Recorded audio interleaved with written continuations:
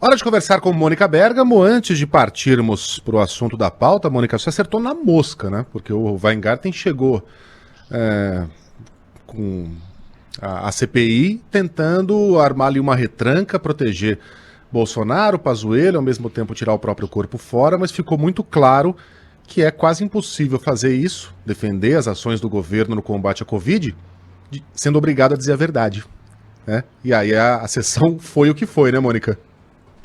Pois é, não, a gente antecipou aqui, né, que ele pouparia o Pazuello, tava todo mundo achando que ele pouparia o presidente Jair Bolsonaro, mas atiraria no Eduardo Pazuello, e eu fui alertada por uma pessoa que é muito próxima a ele, que falou, não, ele, se você lê a entrevista dele na revista Veja com olhos atentos, você vai ver que ele não ataca diretamente o Pazuello, ele fala de uma forma genérica, Ministério da Saúde, equipe, e ele na CPI vai poupar o Pazuello, não vai atacar o Pazuello. Agora, é aquilo que a gente acho que comentou aqui, né, Megali, CPI é aquilo, né, quer dizer, de fato um palco político, um palco com pessoas muito experientes, muito tarimbadas. Então, uma coisa é o que a pessoa quer falar e a imagem que ela quer passar. A outra coisa é o resultado do depoimento, que foi absolutamente desastroso, né? Ele saiu de lá como um mentiroso e que está encobrindo crimes do presidente, acabou entregando uma carta da Pfizer,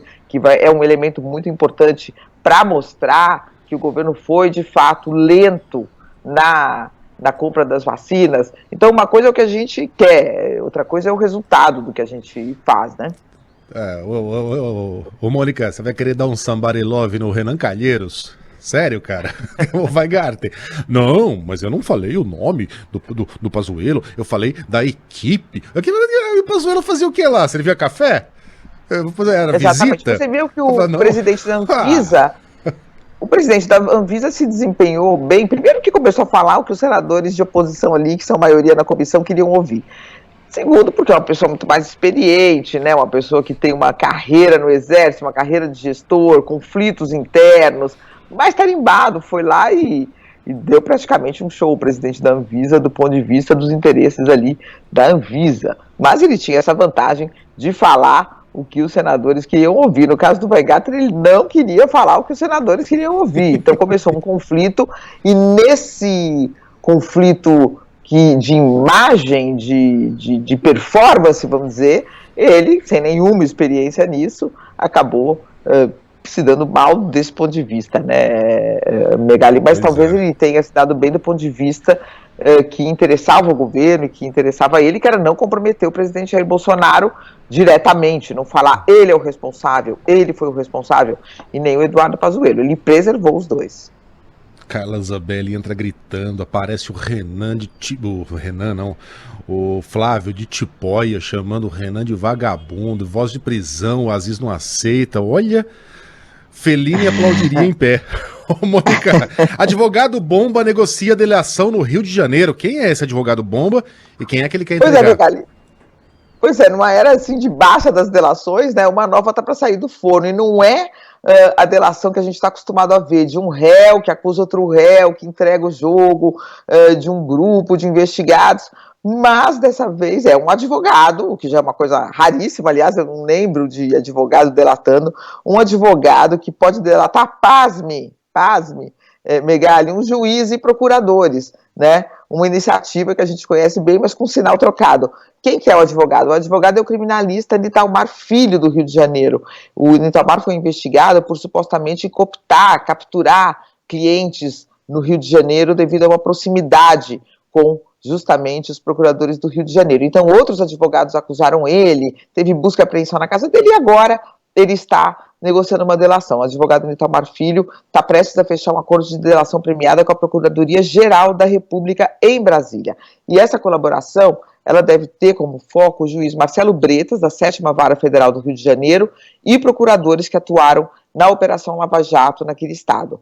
Os fatos delatados por ele, Megali, não tem nada a ver com desvio de recursos, de dinheiro, de esquema dentro do Estado brasileiro, mas sim com supostos métodos da Operação Lava Jato, segundo pessoas familiarizadas com a negociação com as quais eu conversei, os relatos do Nitalmar revelariam uma forma de atuar do juiz Bretas e dos procuradores do Rio de Janeiro, quer dizer, do juiz Bretas em aliança com os procuradores do Rio de Janeiro, que repetiriam os métodos que foram revelados sobre o juiz Sérgio Moro no Paraná, ou seja, em aliança com procuradores, em aliança com a acusação, com um lado do processo, o que prejudicaria a defesa das pessoas julgadas na 7ª Vara. O Moro, a gente lembra bem, foi considerado suspeito no caso do triplex do Guarujá do Lula, e por causa disso, dessa suspeição, todo o processo foi anulado, todos os atos do Moro nesse processo foram anulados, ele terá que recomeçar, se é que vai recomeçar,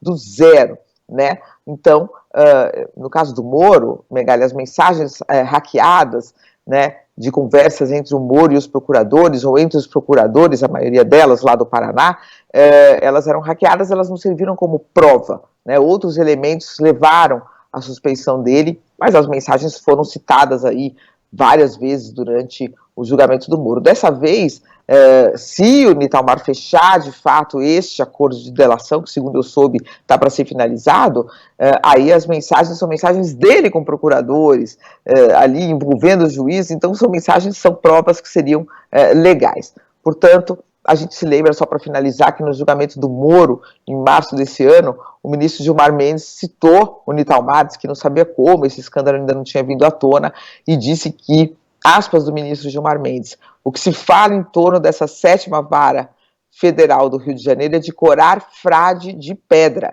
E o Bretas respondeu, o Bretas defende o trabalho que fez, o Bretas disse que não tem nenhum problema na 7ª Vara, que ele tem a consciência tranquila da lisura do trabalho ali desempenhado. Então, uma novidade aí, a PGR está para fechar um acordo, vamos ver se dá certo, porque só fecha o acordo depois que a pessoa deixa claro o que ela tem para dizer, e se aquilo é prova, e se aquilo vale a pena ser investigado, um acordo da PGR com um advogado para falar sobre o juiz. Eu acho que é no mínimo curioso, né, Megali? No mínimo irônico, né? Quem não aprecia pelo menos a ironia. Ô Mônica, eu vi que você tomou um susto com as maritacas aqui da Lapa.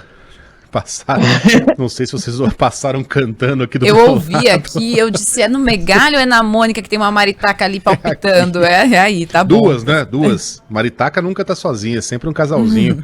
Ou bichinho romântico e barulhento. Mas soltos, Mônica né? Bergamo. Mônica Bergamo volta com outras informações então amanhã. Olha lá. Beijo pra você, Mônica. Obrigada. Megali assustado. Elas estão pertinho aqui. Até amanhã, Mônica.